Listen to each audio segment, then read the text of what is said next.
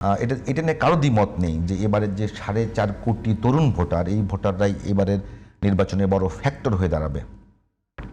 আপনার কাছে কি মনে হচ্ছে যে এই ফ্যাক্টর হওয়ার মূল কারণটা কি, এবং এই তরুণ ভোটারদের মধ্যে কারা আসলে ভালো করতে পারে? দুইটা তো প্রশ্ন করলেন। আমি বরাবরই একটা কথা বলি যে 46% তরুণ ভোটার, যে ডিজিটের কথাটা বললেন 46% এই কারণে, আমার ধারণা ছিল 30%। নো, এটা অবশ্যই 45%-এরও বেশি।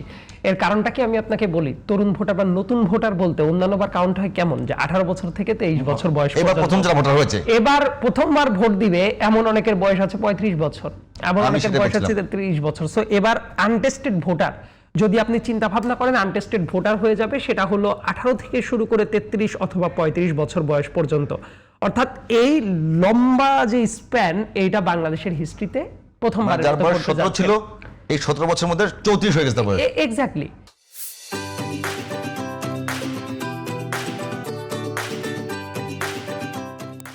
এমন অনেক কর্মীরাই আছে, খেয়াল করে দেখেন, অনেক রাজনৈতিক কর্মীরা আছে যারা 2008-এর ডিসেম্বরের ইলেকশন বা তার পরবর্তীতে বিভিন্ন টাইমে জেলে গেছে, মুক্তি পেয়েছে কিছুদিন আগে। আবার এমন হামলা মামলায় এলাকা থেকে পলাতক ছিল, তারা ভোট দিতে যায় নাই, ইনফ্যাক্ট নির্বাচনই তো হয় নাই। 2014 সালের 5 জানুয়ারি ইলেকশনের কথা বলেন, 2018 সালের 30 ডিসেম্বরের ইলেকশন বলেন, কিংবা 2024 সালের 7 জানুয়ারির আমিডামির ইলেকশনের কথা বলেন, এগুলোতে তো কোনো ভোট হয় নাই। 2014 সালে তো রেজাল্টটা আগের থেকেই, মানে অর্ধেকের বেশি আসনে ইলেকশনই হয় নাই, এবং বোঝা যাচ্ছিল যে কি হবে। 2018 সালে আমরা সবাই জানি যে ওইবারই বোধহয় প্রথমবারের মতো যে বাংলাদেশের ইতিহাসে ইলেকশন হওয়ার কথা ছিল 30 তারিখে, কিন্তু ইলেকশন হয়ে গেছে আগের রাতে, তাহাজ্জুদের রাতে ইলেকশন হয়ে গেছে।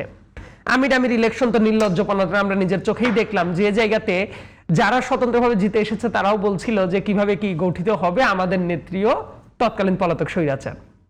সো এই নির্বাচনগুলো যেহেতু আদতে কোনো নির্বাচন হয় নাই, অনেকদিন পরে আমরা ধারণা করছি, আমি কিন্তু খুবই স্পষ্ট ভাষায় বললাম, আমরা ধারণা করছি যে একটা ফ্রি অ্যান্ড ফেয়ার ইলেকশন হতে যাচ্ছে।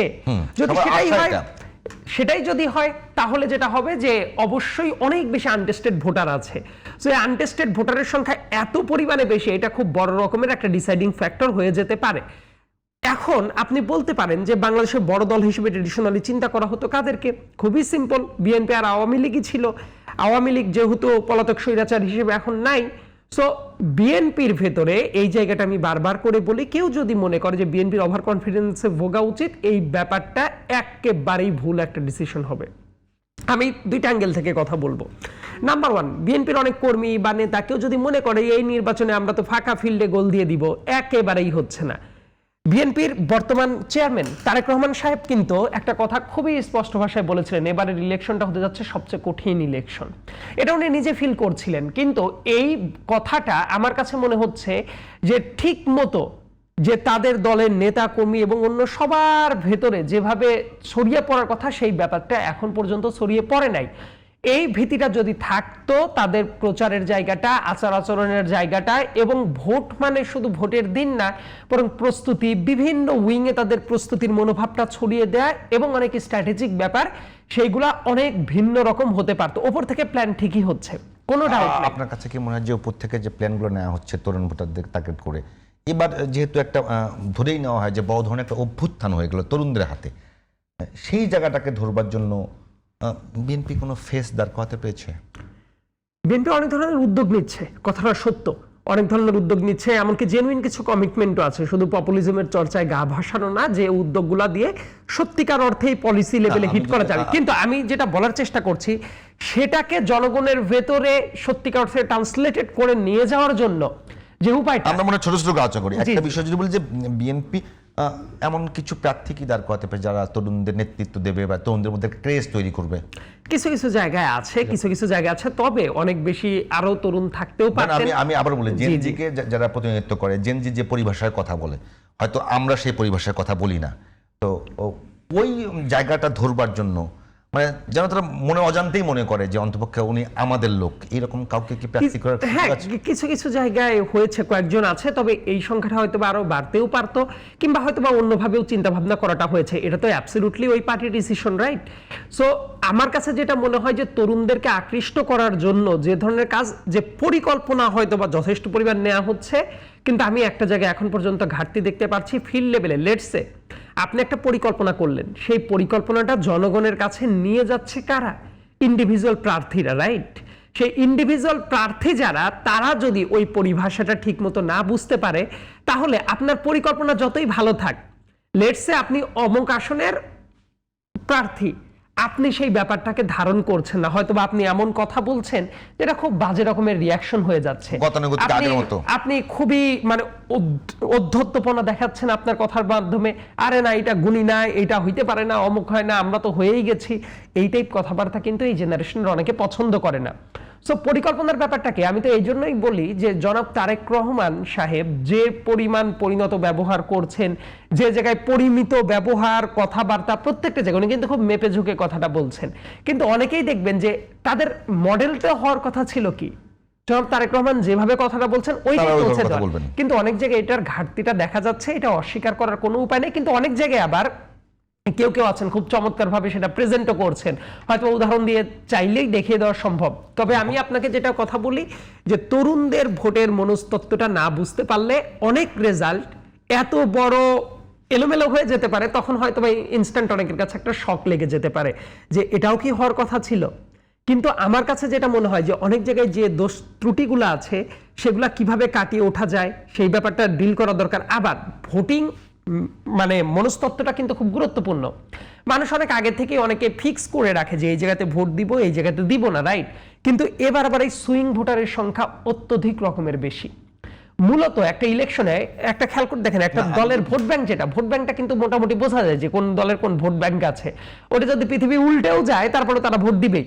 কিন্তু সুইং ভোটারদের আকর্ষণ করার জন্য যে ধরনের উদ্যোগটা নেওয়া দরকার, আমার কাছে মনে হয় কি যে বিএনপির জায়গা থেকে যেমন শুধু কিছুটা সমালোচনা করলাম, কিছুটা তাদের কথা বললাম, জামাত ইসলামের ক্ষেত্রে অনেকে যেটা মনে করছেন যে ইয়েস অন্যান্য বারের তুলনায় তাদের অনেক বেশি প্রোগ্রেস হয়েছে।